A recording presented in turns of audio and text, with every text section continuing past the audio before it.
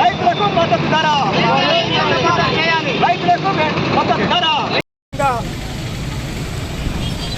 BJP ప్రభుత్వం, నరేంద్ర మోడీ ప్రభుత్వం ప్రధానమంత్రి అయిన తర్వాత ప్రభుత్వ రంగ సంస్థల్ని ప్రైవేటు వాళ్లకు కార్యచౌకగా అప్పచెప్తూ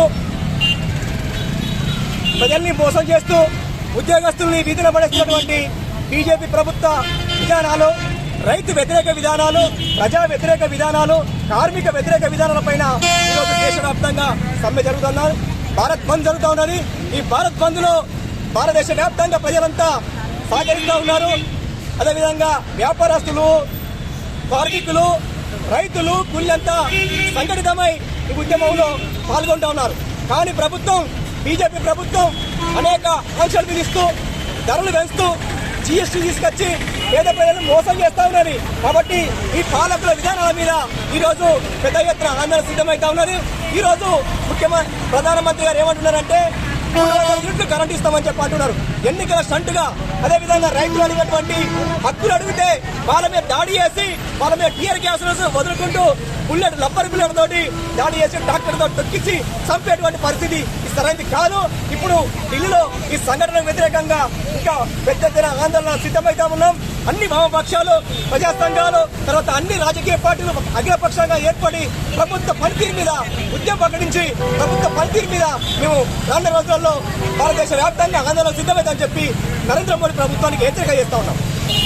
ఈరోజు దేశవ్యాప్తంగా రైతులకు కనీస మద్దతు ధర ప్రకటించాలని, పార్లమెంట్లో చట్టం చేయాలని గతంలో నరేంద్ర మోదీ ప్రభుత్వం 29 మంది కమిటీ వేసింది. ఇవాళ పార్లమెంటు సమావేశాలు ముగిసే టైం దగ్గరికి వచ్చింది. ఇప్పటి వరకు కూడా ఆ నివేదిక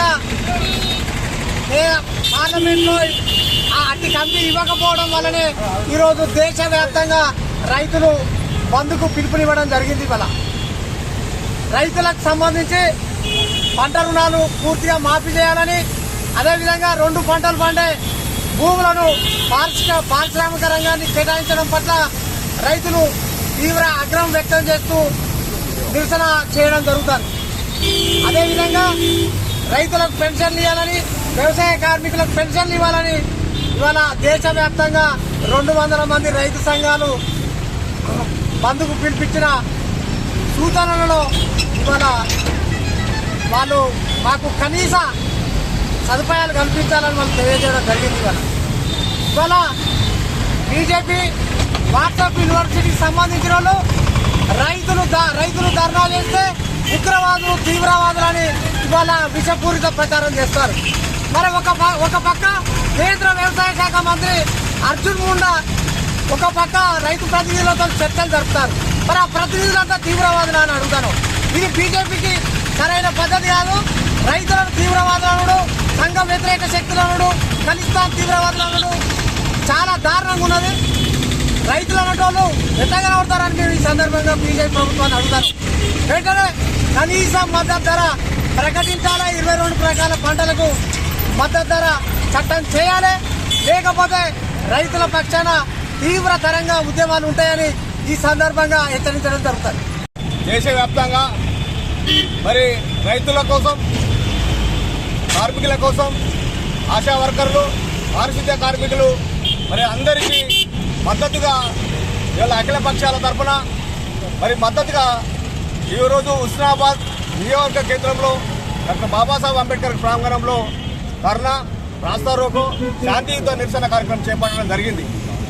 మరి మోడీ ప్రభుత్వము 2014 నుంచి సుమారు 10 సంవత్సరాలు గడిచినప్పటికీ మరి ఈ దేశంలో కార్మికులను, కర్షకులను, మరి పారిశుద్ధ్య కార్మికులను, అన్ని రంగాల ప్రజలను మరి మోసం చేస్తూ ఉన్నాడు. నల్లధనం తీసుకొస్తారని చెప్పి మరి ప్రపంచ మరి ఇతర దేశాల్లో ఉన్నటువంటి పెట్టుబడిదారులకే, కార్పొరేట్ శక్తులకే ఈ దేశ సంపద కొల్లగొట్టే స్థితిలో ఈ మోడీ ప్రభుత్వము చలామణిలో ఉన్నది.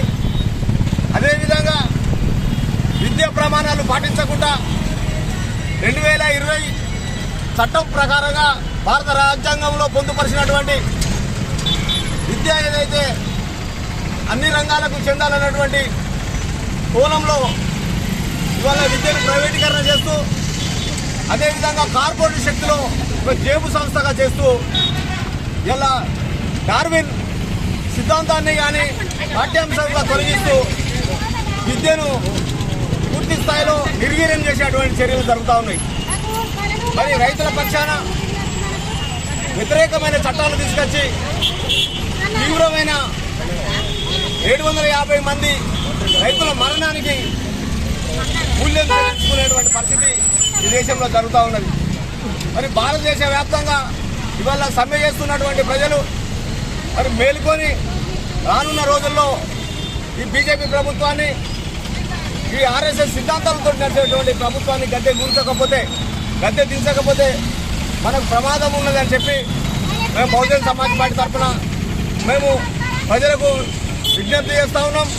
మరి రానున్న రోజుల్లో వారికి సరైన గుణపాఠం చెప్పి రాజ్యాంగాన్ని రక్షించుకొని మనము అన్ని రంగాల, అన్ని వర్గాల, అన్ని కులాల, అన్ని మతాలకు ప్రాతినిధ్యం ఉండే అటువంటి కోణంలో మనం సరైన తీర్పిచ్చి వారికి గుణపాఠం చెప్పాలని పిలుపునిస్తూ